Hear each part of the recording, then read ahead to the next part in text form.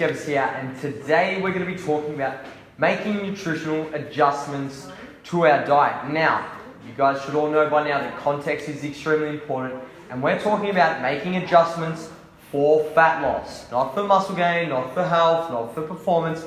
I'm talking about fat loss and how you need to change your diet and what you need to do to make sure that you're busting through any plateaus that you do hit and continually getting leaner to achieve your target body weight, body fat percentage, or physique. So, why do we need nutritional adjustments? Now, this is a really good question, and the answer is that our body adapts to whatever calorie intake we are on by losing body mass and slowing down metabolic processes. For example, if I start on 1500 calories and I lose 3 kilos, I now have a smaller body, a smaller frame, which requires less total energy, and that 1500 calories that I was previously eating is no longer a calorie deficit. This is now maintenance. So we need to change something in order to create a new calorie deficit. So how do we do that? That's what we're going to be talking about today. So, when we have a plateau in our diet, it's typically coming from 3 things. Now, the first thing is adherence. That means you're not following the plan in the first place. And what we need to do, the adjustments we need to make to improve our adherence can come from eating lower palatability foods, meaning instead of eating all these chocolates and sweets and really delicious foods that are causing you to overeat, you might need to choose some foods that don't taste as nice to bring your calories down and to make food something that you desire less. Now, also when we're talking about adherence, it could simply mean that you're fasting for too long during the day and then binging at night, over-consuming calories. Or it could mean that you're eating all your calories in the morning. So we need to identify whether it's an adherence issue or there's another issue with your diet. So this brings me to point number 2, psychological burnout. This is a really, really common one. And when people diet for long periods of time and are feeling like they're a hamster on the wheel, trying to get leaner and leaner, but things just aren't working, it might be time for a diet break. And this is an adjustment you need to make. Bring your calories to maintenance, take some time away from a calorie deficit, and then reassess and get back on plan. Now, the big one is number 3. This is what we're going to be primarily talking about today, which is the physiological plateaus. Like I mentioned, the body adapts to whatever food we provide it, whatever training we expose it to, and it doesn't change. And this is how those nasty plateaus arise with our fat loss efforts. And to overcome this, we need to adjust our diet, and I'm going to teach you guys how to do that today. Now, the common mistakes when making adjustments to our diet is that people are too aggressive. They cut their calories far too quickly. They make big overhauls to what they're previously doing. And what typically happens is this forces all those adaptations that occur to happen a lot quicker. So the body will slow down metabolism. It will increase hunger. Lethargy will increase significantly. And all of a sudden, you're going to be back to where you started because you're over-consuming your body's prime food. The next mistake is that people are too impatient. They think that if they don't lose fat one week or they don't see the scales drop every week when they weigh in, that they're not making progress. This is not the case. Fat loss is not linear.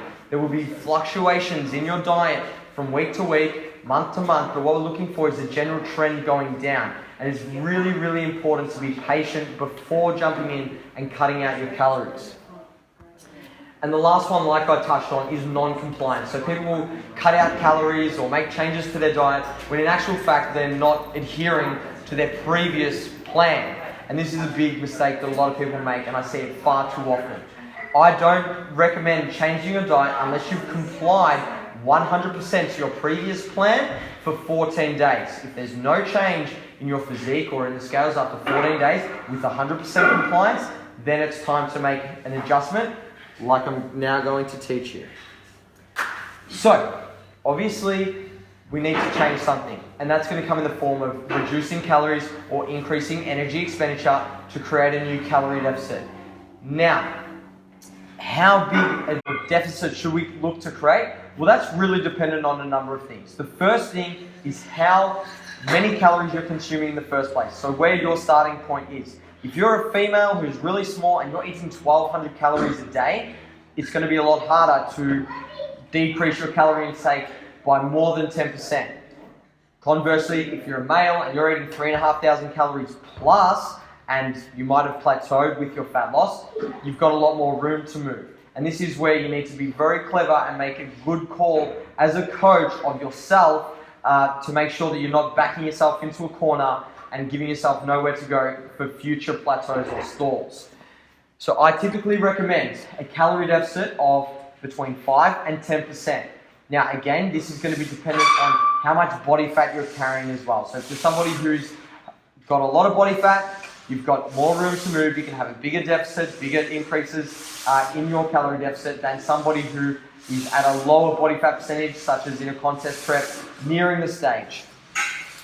So when we create that 5 to 10% calorie deficit through our diet, we need to cut calories from somewhere. And this is going to be either carbohydrates, protein, or fat.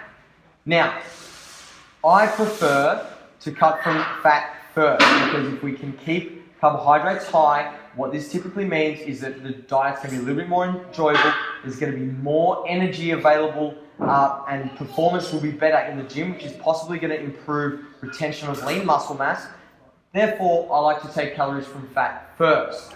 But again, this is very individual dependent and up to your preference. If you're somebody who loves a high-fat diet and you're not really fussed about carbs, you're more than welcome to take calories from carbohydrates when making adjustments, but I do recommend saving those carbohydrates for improving your performance in the gym and taking from fat first. Next will be carbs. And then obviously a last resort will be protein.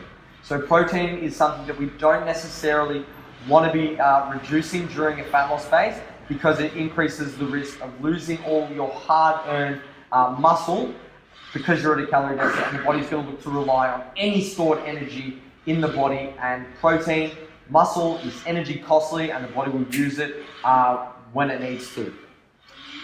The fourth adjustment I will then make is increasing energy expenditure through the form of adding in cardio. Now that's all cardio is energy expenditure. And the form of cardio I like to introduce to increase the calorie deficit will simply be by walking and aiming to either burn a set number of calories per week, as we would when making an adjustment to our diet. For example, if we cut 50 calories per day, that's 350 calories a week. I would recommend that somebody aim to burn 350 calories worth of energy through the form of cardio of their choice, which could mean less, moderate intensity, steady state, or high intensity, steady state. I'm not really too fussed what it is, as long as the person enjoys it and can stick to it and aren't hurting themselves doing it. But again, this would be my fourth option, and is going to be a good decision when you're somebody who is on a lower calorie intake and you don't have a lot of room to move. It's a lot easier to increase your cardio than it is to reduce your calories, but cardio would be something that I'd look to do after we've run out of options with our diet. And the fifth one that's a little bit unconventional and may seem a little bit counterintuitive to some of you is to swing and flip macronutrients. Now, fat loss can plateau or seem to plateau because of water retention. So when we diet, we're under a lot of stress, and cortisol is increased, and we hold water and retain fluid as a result of that. And this masks our progress. So sometimes this can be the reason that you're not making progress. And if all of these aforementioned things haven't helped you improve or make progress, then you may need to flip your macros. And what I mean by this is increasing your carb intake, bringing your fats down, and bringing your protein down just a little bit, because what it'll do is the increase in carbohydrates and the increase in insulin will lower your cortisol output, lower the stress, and obviously water retention can sometimes dissipate as a result of that in the latter phases of a diet. And females are typically responsive to this method, but again, this is number 5. I wouldn't be looking to do this just because I've hit a plateau after a couple of weeks. This is when you're deep into a contest prep and things aren't moving like they should be, it's time to look elsewhere to create that calorie deficit and try to get rid of some water to make sure that we are progressing and not just being impatient. And this brings me to the final thing that I'm going to be talking about today, which is calorie cycling and refeeds. So, the literature shows us that 48 hours and 72 hours is the time frame necessary for increases in carbohydrate and calorie intake to reverse and negate some of the adaptations that occur during a fat loss phase, which is important for helping us progress, because when you get extremely lean, sometimes this is the rate limiting factor, and by strategically implementing refeeds and higher calorie days to your maintenance calories through the form of carbohydrates, like I mentioned, can reverse some of the adaptations that occur through dieting and help you continue to progress. So, what I recommend you do is, as you get leaner and leaner, so males below 10% body fat, females below 15, 16% body fat, start to introduce some refeeds. Start with weekly, then start rotating your calories every second, third day, and having periods of higher calorie intake to reverse and negate the slowdown in your metabolism. So guys, that's nutritional adjustments for fat loss. I hope you found this video informative. If you did, click the like button, subscribe to our channel, comment below with any questions or feedback that you have, and I'll speak to you all next time. Thank you.